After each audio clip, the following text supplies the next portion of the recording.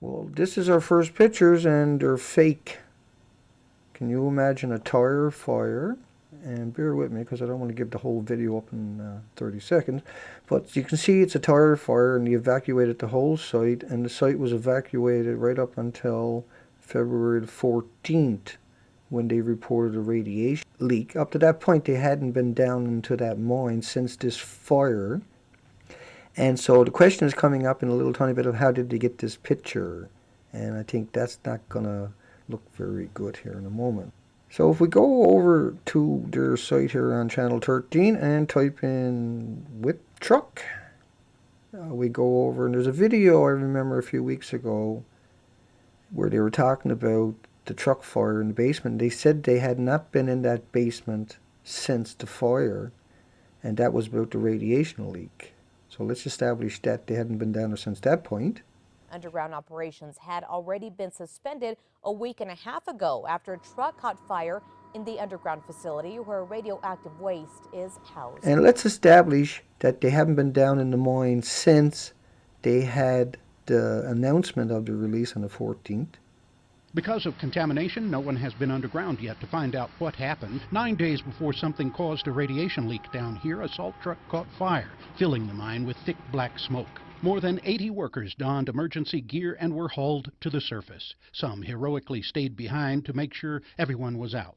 Department of Energy investigators lauded workers but said it was all preventable. Meanwhile, the quest to find out what caused the massive underground radiation leak about half a mile from the fire site and 9 days after the fire continues. Because of contamination, no one has been underground yet to find out what happened. Probes sent down 2 shafts show there is a safe area where a re-entry team can go. Before that happens, Whipp miners will evaluate the integrity of those 2 shafts to make sure that when a crew goes to the bottom, they will be able to get back out. Now you got to remember that if all he sent down there was a robot looking in the hole, how did he get the picture of the truck? How come they don't have CCTV cameras down there watching everything? How come they didn't go down when it was just smoke originally from a truck fire? How did a truck fire become so dangerous you can't go down half a mile into the ground all of a sudden? And does that really look like a truck fire to you? When you're looking at this picture here, does that really look like a truck fire to you? Think about what you're looking at.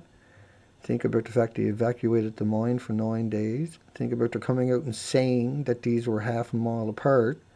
And think about the fact that they don't explain how they got the picture. They just put it in the video. And there's a link below to this story. And I think it's pretty straightforward that this is not real. They're trying to indoctrinate you. They're trying to get you away from thinking about the truck fire itself, all the smoke. Remember Mama Knox's video. Look at all the smoke that's coming out of that. See all that smoke? Well, that didn't stop. That went on for days and days, folks. Do you think a truck fire that you're looking at now caused all that smoke for days and days?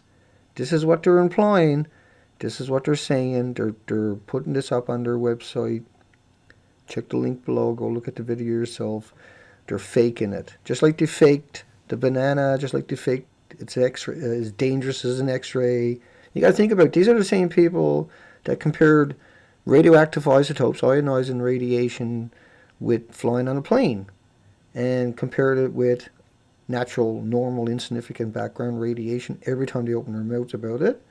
They compare it to dental x-rays. They compare it to chest x-rays. They compare it to licking the charger of an iPhone, for goodness sakes.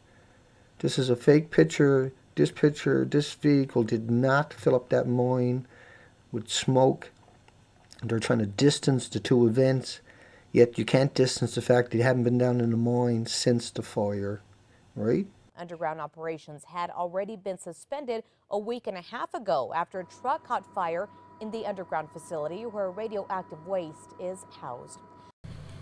They're down in the levels of licking your iPhone charger. And I'm not trying to be funny, I'm trying to equate radiation exposure to something that you can understand. Just don't get caught licking the other dude's charger. Bring out your friggin' dick. Levels no more risky than a chest x-ray. Are far below some of those in our everyday lives, like from medical x-ray and natural sources. Or an airline flight. Of licking your iPhone charger. This goes out to all the employees at Whipp. You guys are something else. I don't know where you come up with that one. I guess you can't use bananas walking in sunshine anymore. The hounds of Fukushima are all over your asses now. Actually, I'm going to keep that there. I'm going to lick my iPhone charger. Because Wwipp said it's cool. Licking your iPhone charger. It's cool. It's a new trend. Everybody gotta do it. You gotta do it once. You gotta pick it up and lick it. Lick your iPhone. Lick your iPhone charger. Lick it good. There's a few clips that are gonna come back and haunt me, I bet you. Most people will get more radiation exposure from eating bananas than they ever will from this New Mexico repository site.